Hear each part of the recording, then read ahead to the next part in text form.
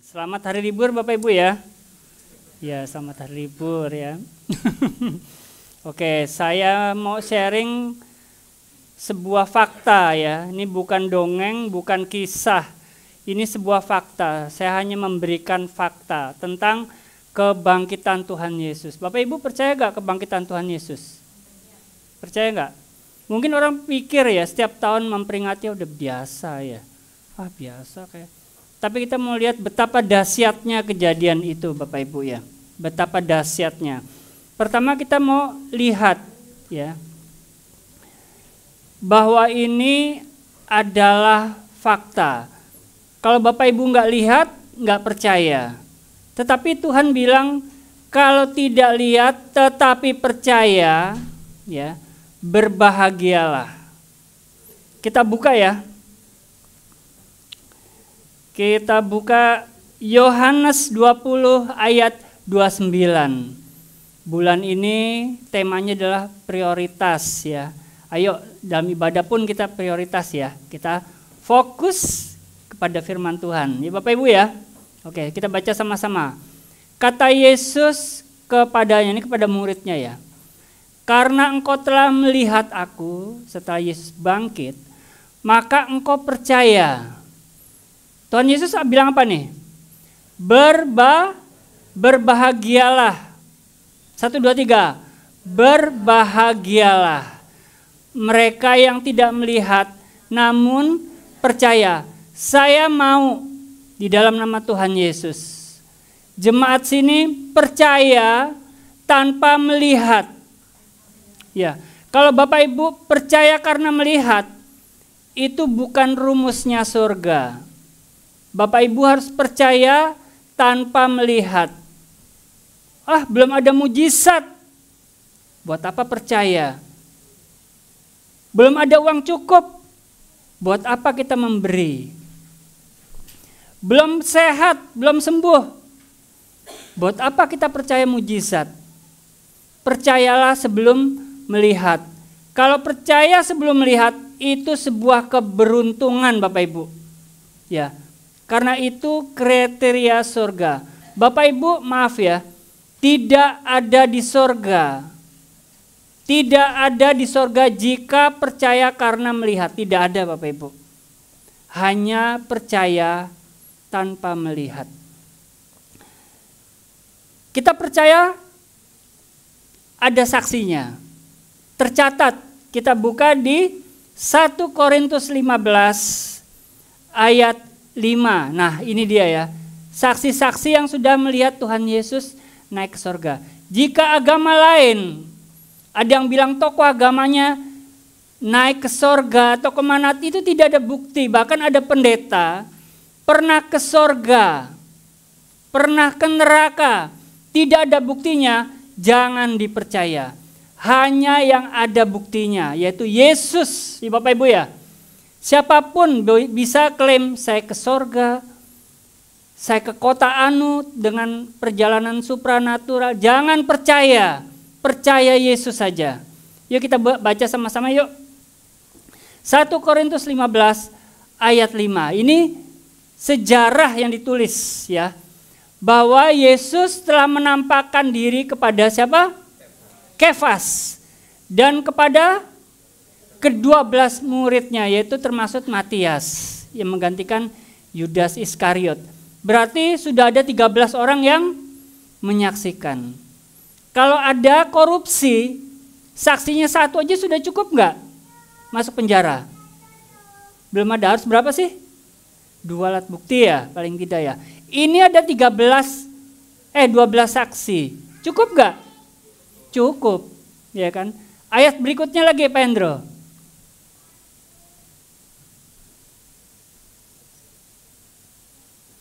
Sesudah ia menampakkan ke Kefas dan ke-11 muridnya, ia menampakkan diri kepada berapa orang? 500. Cukup gak saksinya 500? Lebih dari cukup Bapak Ibu. Tepuk tangan buat Tuhan Yesus yuk. Dia hidup. Ya Bapak Ibu ya, dia hidup. Saya senang sekali ini. Dan mereka pada saat itu kebanyakan masih hidup, tapi beberapa sudah meninggal dunia. Ayat terakhir Pak Endro, ayat 7-nya. Selanjutnya ia menampakkan kepada Yakobus, kemudian kepada semua rasul-rasul perjanjian baru, perjanjian baru.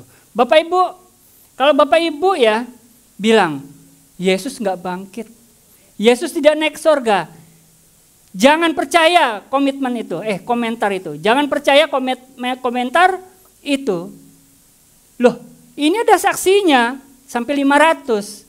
Rasul-rasul juga melihat, murid-murid Yesus melihat, itu bohong.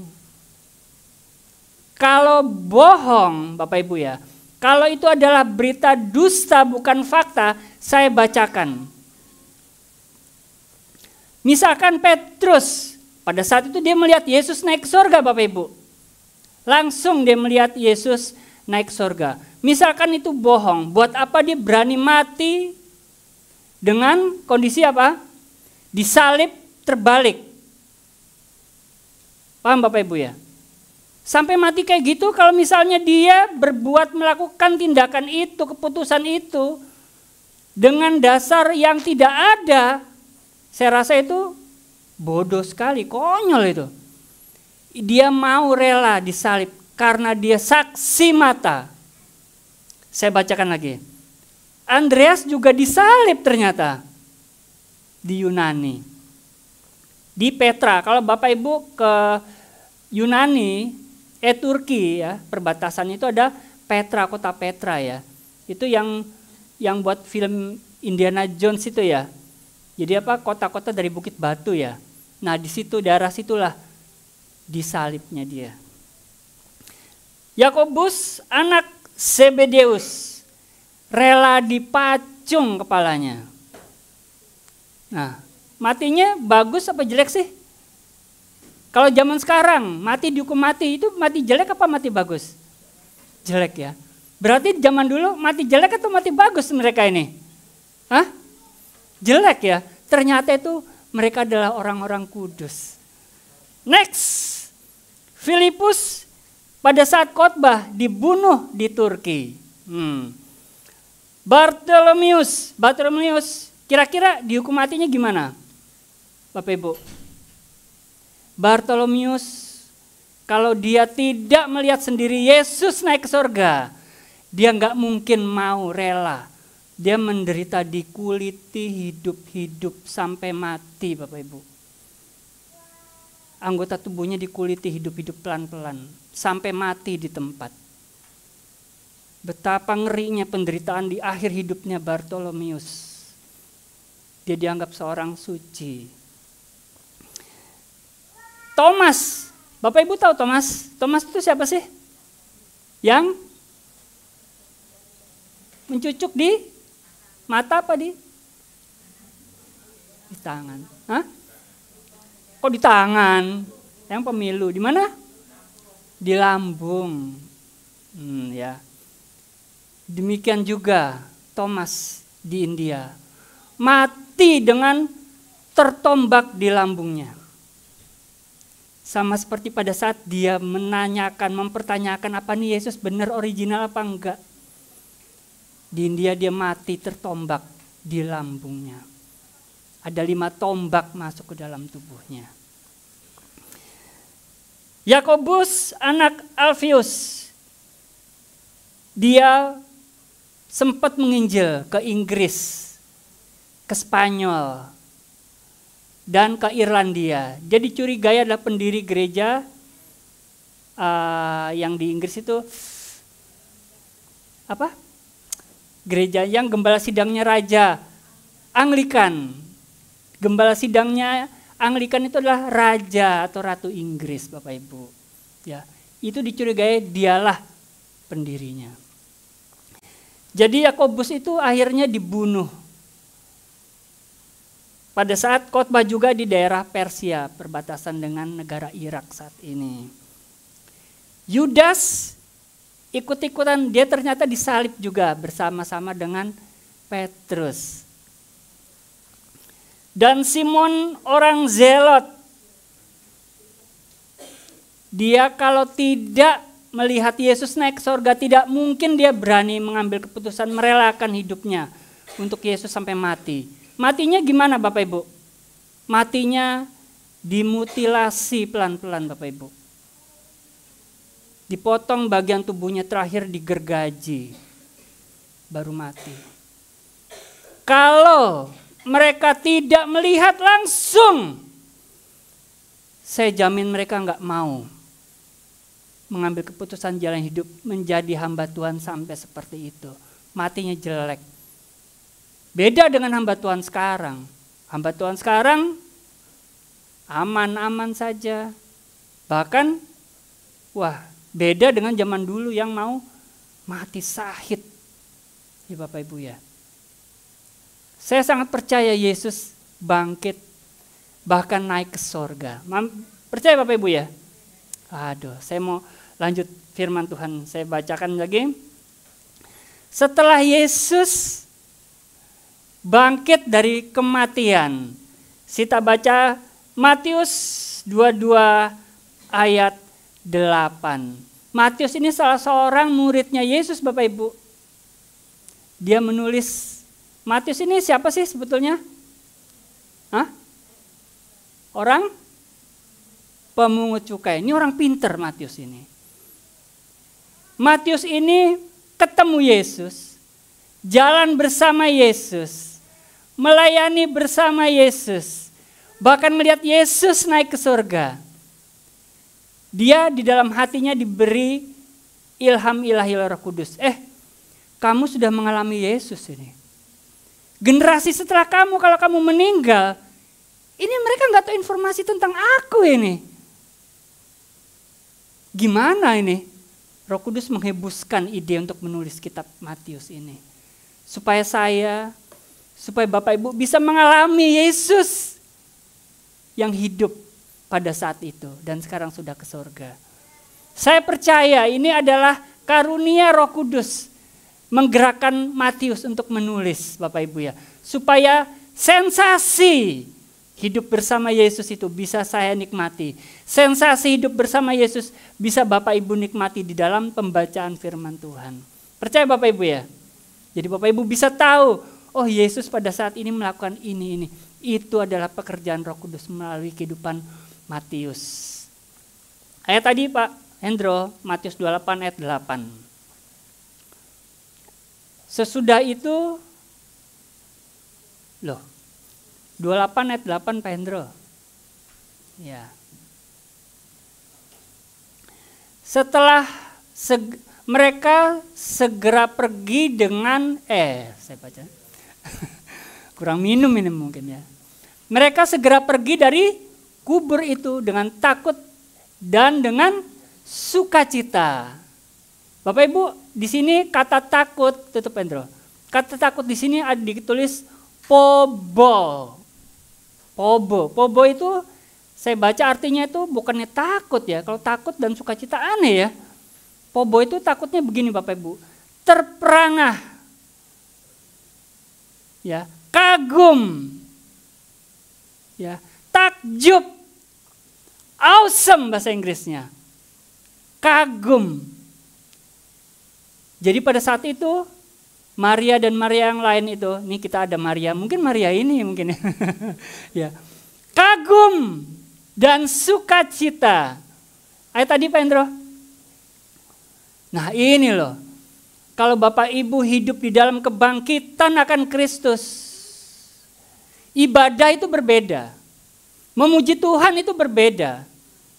Mendengar firman Tuhan pasti berbeda. Ada kekaguman, ada sukacita. Gimana sih? Ini ekspresi ketika melihat kebangkitan Yesus.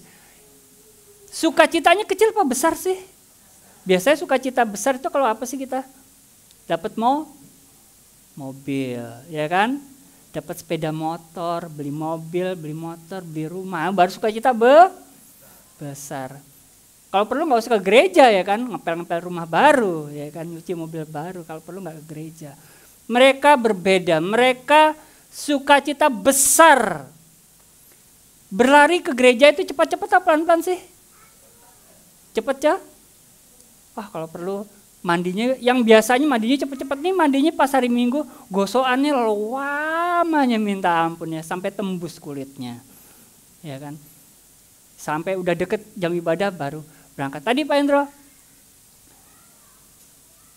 mereka berlari cepat memberitahukan kepada murid-murid Yesus.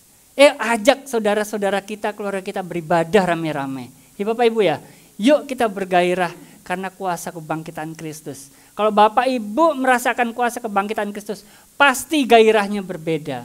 Ya, ibadah berbeda, saat ibadah nyanyinya berbeda, dengar firman Tuhannya berbeda, kita bergairah sama-sama, melayani juga berbeda. Ya Bapak Ibu ya. Nah, ayat tadi Yohanes 20 ayat 17 Pendro. Ini ya. Ini Yesus nih ya. Ada kabar gembira. Ini saya review dari kebangkitan sampai kenaikan. Kata Yesus kepadanya, kepada Maria ini ya. Jangan engkau memegang aku, jangan kau menyentuh aku. Pada saat Yesus baru bangkit ini dari kematian. Jangan sentuh aku loh, sebab aku belum pergi kepada Bapa. Dengar Bapak Ibu, teman-teman, dengar kata-kata ini. Tetapi pergilah kepada saudara-saudaraku. Saya percaya saudara-saudaraku di sini selain kepada para rasul, pada murid-murid Yesus, saudara, saudari, Bapak Ibu, teman adalah saudara-saudaranya Yesus. Saudara-saudaranya Yesus itu adalah ya saudara-saudaranya Yesus. Setara, sedarah, sedaging dengan Yesus. Coba lihat kiri kanannya, wajahnya kayak gimana? Sumpek atau sukacita? Coba lihat, sumpek, mencucu. Nah, kalau gembira pasti itu saudaranya Yesus. Kalau mencucu, ya sumpek, ruwet, pasti bukan saudaranya Yesus. Pasti saudaranya Mukidi. Ya, oke ya. Coba lagi Pak Hendro. Guyu. Tutup Hendro. Kalau Bapak Ibu adalah saudara-saudaranya Yesus, berarti di dalam nama Yesus, Bapak Ibu sudah memegang hak waris kerajaan sorga. Percaya Bapak Ibu? Yes, percaya gitu loh. Di sini yang percaya punya hak waris angkat tangan. Nah, yang nggak punya hak waris ya nggak tahu ya. Mungkin hak guna bangunan kali ya. Yang tadi ayat tadi Pak Hendro. Dan katakanlah kepada mereka bahwa aku sekarang akan pergi kepada Bapakku, terus tutup Pak Hendro. Kita saudaranya Yesus. Yesus bilang ini saudaraku ya. Aku mau pergi ke Bapakku dan Bapakmu. Jadi Bapaknya Yesus adalah Bapakku. Bapakku. Ya. Bukan saudara jauh, bukan. Kita tuh anaknya Bapa di surga. Wah, ini gembira sekali saya mengabarkan ini Bapak Ibu ya. Yesus bilang, Bapakku tuh Bapakmu. Kalau saat ini Yesus berdiri tengah kita secara fisik kelihatan. Dia ngomong, Bapakku tuh Bapakmu. Itu yang terjadi saat ini. Melalui firman-Nya. Yesus adalah Bapaknya kita. Kasih salam, kasih tahu, Bapakku tuh Yesus. Kasih tahu. Bapakku tuh Yesus, bukan Mukidi ya. Bapakku tuh Yesus. Jangan macam-macam ya. Bapakku tuh Yesus. Ayat tadi Pak Hendro. Allahku juga dan Allahmu. Tuhannya Yesus, Bapaknya itu juga Allahnya kita. Bersyukur Tuhan sangat luar biasa menyelamatkan kita. Dia obral kasih karunia. Iya gak Bapak Ibu? Dia mungkin bilang, jangan sentuh aku. Aku mau pergi kepada Bapakku juga Bapakmu loh. Allahku dan Allahmu juga. Wah luar biasa. Saya sangat bersyukur. Saya sekarang dengan yakin saya bisa berkata, apapun kondisi saya, Yesuslah saudaraku, Yesuslah Bapakku. Inilah yang membuat para rasul berani mengambil keputusan menyerahkan diri, bahkan sampai mati secara hal yang demikian. Luar biasa. Saya mau ajak betapa gilanya murid-murid Yesus setelah dia melihat kenyataan fakta bahwa Yesus telah bangkit. Bahkan pada saat mereka dilarang juga, karena mereka sayang, mereka rindu, mereka bersuka cita, diterobos larangan itu. Matius 28 ayat 9 Pendro.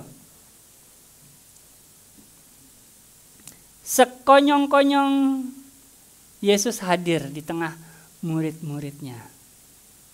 Sama seperti sekarang, tiba-tiba Yesus hadir di tengah kita. Matius 28 ayat 9 Pendro.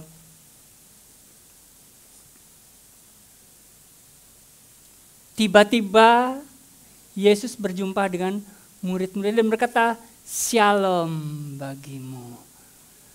Murid-muridnya apa reaksinya Bapak Ibu? Mereka mendekati, mereka mengejar Yesus dan apa? Memeluk, padahal dilarang di ayat sebelumnya, dilarang menyentuh.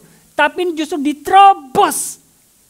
Reaksi seperti ini loh yang membuat dunia, reaksi inilah yang membuat surga ini kagum dengan cinta anak-anak Tuhan. Menerobos, ini sebuah tindakan yang luar biasa. Tindakan nekat walaupun dilarang. Saya misalkan dilarang Yesus, Samuel jangan sentuh aku.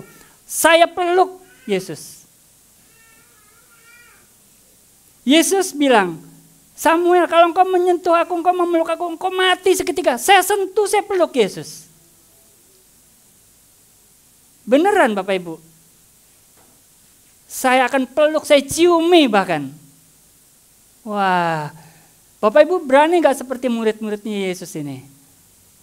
Kalau puji-pujian biasa kita, lagu pertama, lagu kedua. Ini tidak ada aturan mainnya. Ini adalah kebaktian yang dikuasai oleh Roh Kudus. Saya mau di sini kita kebaktian dikuasai Roh Kudus. Mau Bapak Ibu ya? Bapak Ibu berbahasa roh silakan. Mau bermazmur silakan, mau bertepuk tangan, mau loncat, mau ekspresikan cintamu. Ekspresikanlah cintamu kepada Tuhan. Ya Bapak Ibu ya. Di rumah juga demikian. Bapak Ibu mau menyanyi, mau bermazmur, mau berbahasa roh sepanjang hari silakan. Ekspresikan cintamu. Yesus kagum. Yesus sangat bangga dengan tindakan-tindakan seperti ini. Saya percaya Bapak Ibu. Pada saat murid-muridnya menyentuh Yesus, memeluk kaki Yesus, saat dia itu lemah, dia langsung kuat. Dia sedang frustasi, dia langsung kuat kembali. Dia sakit, dia sembuh, saya percaya pada saat itu. Kalau Bapak Ibu melakukan hal gila dalam tanda kutip kepada Kristus, melalui hal-hal yang di luar kotak, out of the box. Oh, datang ke Tuhan harus seperti ini, harus dengan Anda akan melihat mujizat jika Anda lari dengan hati yang penuh dengan kuasa kebangkitan Kristus. Lakukanlah firman. Bahkan di saat orang-orang lain tidak melakukan itu, yang lain tuh pada nyolong. Toko lagi dicolong, wah enak nih, aku belum ada beras nih, aku mau nyolong. Anda akan dengan tegar, aku mau melakukan firman, aku gak nyolong. Yang lain pada bully nih di media sosial. Kalau Bapak Ibu pemain media sosial, ikut-ikutan, enggak. Aku mau menjalankan firman. Hati-hati dengan mulut, hati-hati dengan mata, hati-hati dengan telinga. Jadilah anak Tuhan yang excellent, yang ekstrim dalam mengejar Tuhan. Iya Bapak Ibu ya. Wah luar biasa ini. Di sini tidak ada aba-aba, tidak ada etika. Kejarlah Yesus. Maka mujizat terjadi Bapak Ibu. Benar. Matius 28 ayat 10 Pendro.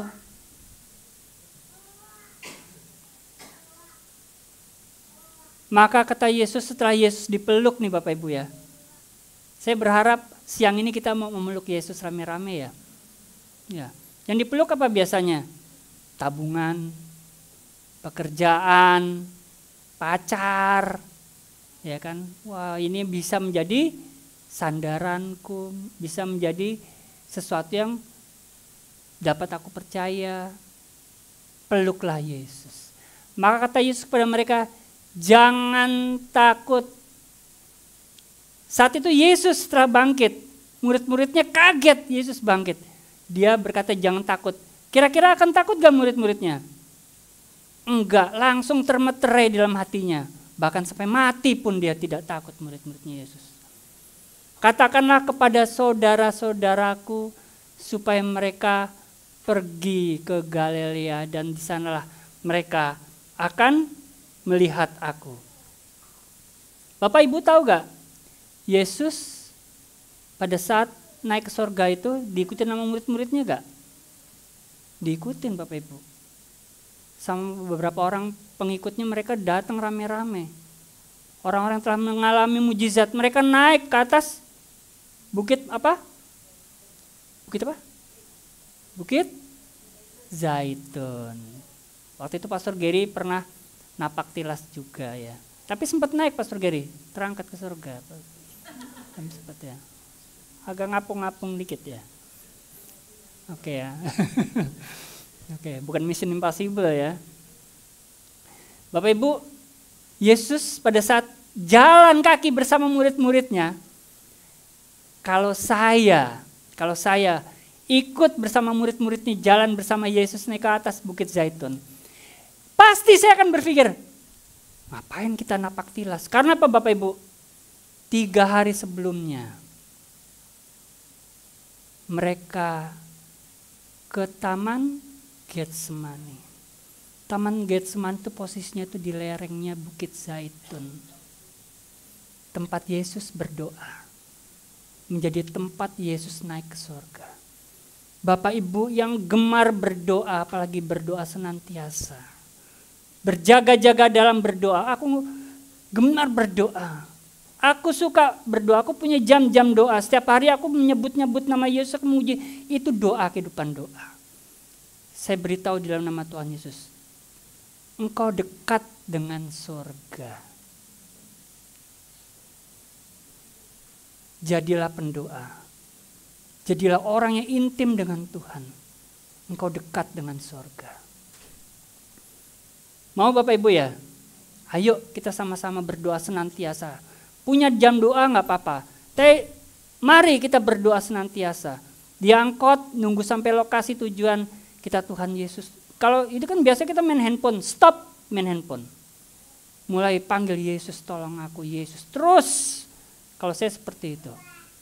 Lihat nanti Tuhan atur. Bahkan kalau misalkan nyari parkir pun Tuhan atur. Bahkan hal sepele Tuhan atur, semuanya seperti kebetulan. Tetapi semuanya Tuhan Yesus yang atur. Lihat nanti Tuhan Yesus yang mengatur hidupmu ketika engkau berdoa senantiasa. Pada saat Yesus naik ke surga, saya mau ambil 2 karakter. Saya percaya, kalau Bapak Ibu ngelihat Yesus naik ke surga setiap hari ketemu ya. Yesus naik ke surga, saudara terharu gak kira-kira? 3 hari lalu dipukulin, dibunuh, ditusuk. Wah gak mungkin hidup lagi, udah hancur organ dalamnya gitu loh. Ternyata bisa hidup. Begitu engkau melihat Yesus naik ke surga pasti terharu. Saya pun pasti akan nangis Bapak Ibu. Pertama Thomas. Saya ambil contoh. Thomas yang ragu. Akhirnya Tuhan Yesus membuat kata-kata, lebih baik berbahagialah, percaya tanpa melihat. Bahkan ada lagunya ya kan. Saya percaya. Pada saat Thomas melihat itu, dia hancur hati. Karena dia pernah meragukan, oh masa ternyata sosok yang dia ragukan adalah Tuhan semesta alam. Kalau Bapak Ibu ragu pertolongan Tuhan, Tuhan kok gak bergerak, Tuhan kok nggak bekerja, Tuhan kok nggak memberi mujizat, engkau sedang meragukan sosok Tuhan semesta alam. Ayo kita jangan ragu ya Bapak Ibu ya, dengan pertolongan Tuhan. Walaupun di depan kita gelap, walaupun pintu semua sudah tertutup, jangan takut, Tuhan besertamu. Kalau Tuhan semesta alam beserta kita, siapa kita? Bapak Ibu, saya pernah ke arah daerah ini, Bapak Ibu, HR Muhammad. Ya, HR Muhammad. Bapak Ibu tahu ya, kantor istri saya di daerah HR Muhammad. Kendaraannya ngebut-ngebut Bapak Ibu. Baik ke sisi barat maupun ke sisi timur. Ngebut-ngebut. Mungkin Bapak Ibu yang pernah ke HR Muhammad pernah tahu ya, betapa cepatnya kendaraan di sana karena habis macet ya, pada ngebut. Pada suatu waktu saya sama istri saya tes COVID, kena COVID pada saat itu. Hari kita melakukan isolasi mandiri. Waktu itu ada paket murah, kita ke sebuah hotel di seberangnya kantornya istri saya. Kita di lantai berapa saya lupa ya. Jadi kita aktivitas kerja di situ ya. Base camp di situ. Bapak Ibu tahu gak saya lihat dari atas? Kendaraan yang cepatnya luar biasa itu, kalau saya lihat dari atas, loh ternyata kok pelan ya. Tidak secepat pengetahuan saya. Wah, kok lampu merahnya ternyata kecil sekali. Kalau Bapak Ibu dekat dengan Tuhan, terbang di dalam doa bersama Tuhan di tempat yang tinggi, masalahmu menjadi kecil. Semua hetik, semua chaos yang ada di depanmu ketika engkau naik ke hadapan Tuhan, semua menjadi pelan, lamban, semua menjadi terkendali karena Yesus yang campur tangan. Kalau selama ini, masalahku ini berat, hutangku berat, naiklah ke hadirat Tuhan. Engkau lihat semuanya terkendali. Semuanya kecil, kecil ternyata masalahku ya. Aku melihat masalah besar karena aku jauh dari Tuhan. Begitu engkau naik ke hadirat Tuhan, engkau melihat semuanya kecil dalam perspektif Tuhan. Amin Bapak Ibu ya. Saya mau kita semuanya mengambil beberapa poin yang tadi saya sharingkan nih Bapak Ibu ya. Pertama kita lakukan mengejar Tuhan dengan sungguh-sungguh, out of the box. Kalau Bapak Ibu selama ini ibadah biasa-biasa saja, tidak serius dengan waktu, tidak serius dengan kesempatan, ayo kita sama-sama bergairah, kita koreksi. Kalau misalkan kita kehilangan pekerjaan, kita panik. Wah, tabunganku di e-bankingnya ternyata dibobol virus. Panik, ya enggak Bapak Ibu? Wah, utangku dikemplang orang. Panik. Tetapi kalau iman kita berkurang, panik enggak? Kalau rasa lapar dan haus kita akan Tuhan hilang, panik enggak Bapak Ibu? Seharusnya kita paling panik ketika hubungan kita dengan Tuhan. Yang membawa aspek kekekalan itu putus. Seharusnya kita jauh lebih panik Bapak Ibu. Ya Bapak Ibu ya, ayo kita mengejar Tuhan, kita berdoa, kita membaca firman lebih sungguh-sungguh lagi, ibadah lebih sungguh-sungguh. Tuhan memberikan mujizat. Ketika engkau memeluk Yesus, mujizat ada dalam pelukanmu. Berkat ada dalam pelukanmu, terobosan ada dalam pelukanmu. Ketika engkau memeluk Yesus, siapa berani menyentuh engkau? Tidak ada Bapak Ibu. Nanti kita akan menikmati tubuh dan darah Tuhan. Saya minta nanti Pastor Gary tidak perlu keliling ya Pastor Gary kali ini ya. Yang merasa butuh aja ambil. Ya, Tuhan Yesus secara fisik tidak kelihatan. Kalau ada mungkin saya pun akan rebutan memeluk. Ya kan, kalau perlu saya robek bajunya, saya kantongin. Tetapi kita pada saat ini kita ada perjamuan kudus. Nanti Pastor Gary cukup berdiri di depan aja. Yang butuh silakan maju ke depan. Oke Bapak Ibu ya.